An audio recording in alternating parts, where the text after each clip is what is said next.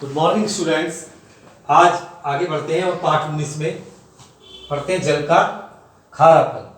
बच्चों, आप जानते हैं कि हम जल को भिन्न भिन्न स्रोतों से प्राप्त करते हैं, जैसे नदी का जल है, समुद्र का जल है, कुएं का जल है।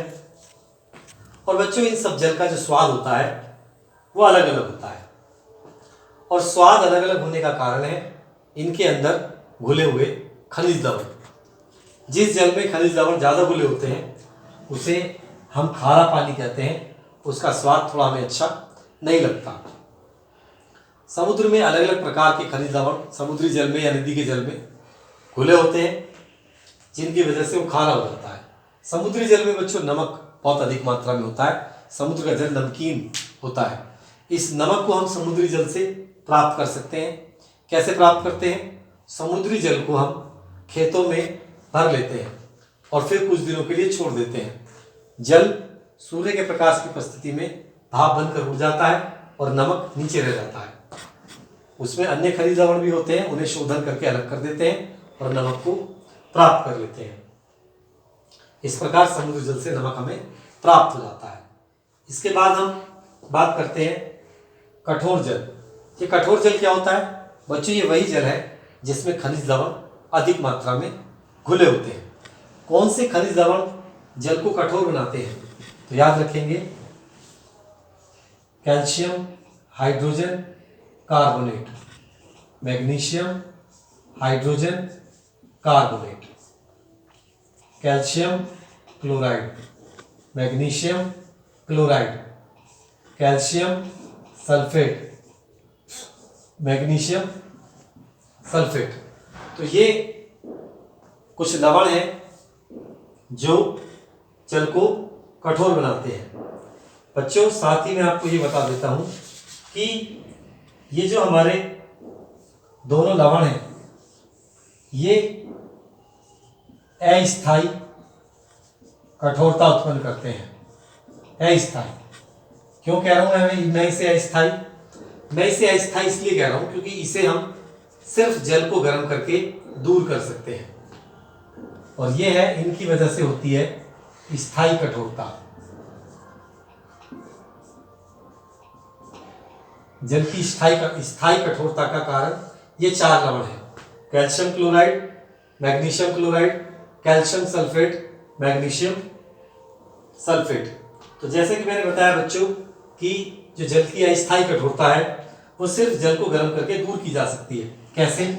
जैसे मान लिया आपका कैल्शियम हाइड्रोजन कार्बोनेट है, यह है कैल्शियम हाइड्रोजन कार्बोनेट। जब हम गर्म करेंगे जल को तो ये टूट जाएगा। किसमें? कैल्शियम कार्बोनेट में, जल में, और कार्बन डाइऑक्साइड गैस में।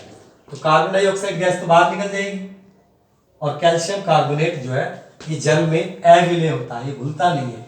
इसे भी छानकर हम अलग कर सकते हैं। तो इस तरीके से मैग्नीशियम कार्बोनेट को भी जब आप गर्म करोगे तो ये भी आपको मैग्नीशियम कार्बोनेट देगा, MgCO3। ये गर्म करने का निशान है बच्चों।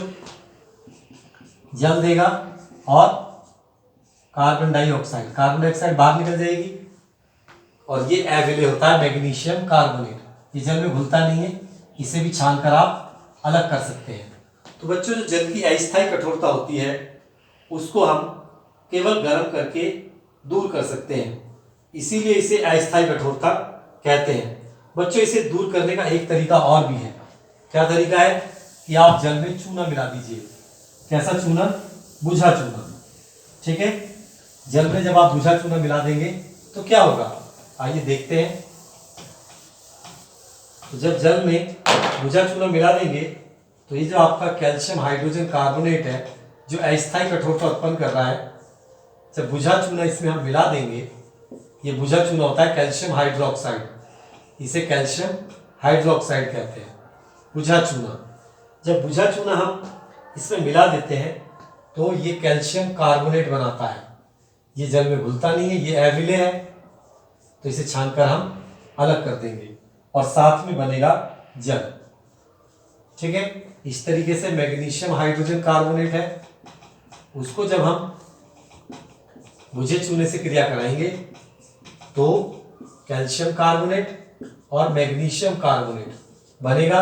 ये दोनों ही जल में नहीं घुलते। तो इस प्रकार हम इन दोनों को छानकर अलग कर सकते हैं। तो इस तरीके से बच्चों जल की अस्थायी कठोरता दूर हो जाती है। अब जल की स्थायी कठोरता दूर करने की भी कई विधियां हैं। मैंने ये तो बता दिया कि जल की अस्थायी कठोरता कैसे दूर करेंगे, ठीक है। तो बच्चों आज की क्लास में मैं आपको सिर्फ इतना ही पढ़ाऊंगा। अगली क्लास में जल की स्थायी कठोरता दूर करनी सिखाऊंगा। नमस्कार, धन्यवाद।